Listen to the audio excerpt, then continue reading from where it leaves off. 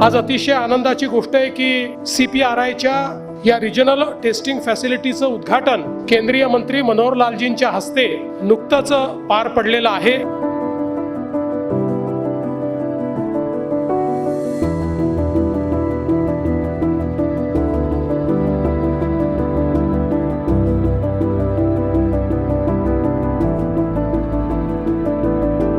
केवळ नाशिकच नाही तर महाराष्ट्राकरता ही व्यवस्था अतिशय महत्त्वाची व्यवस्था म्हणून यापुढे काम करणार आहे।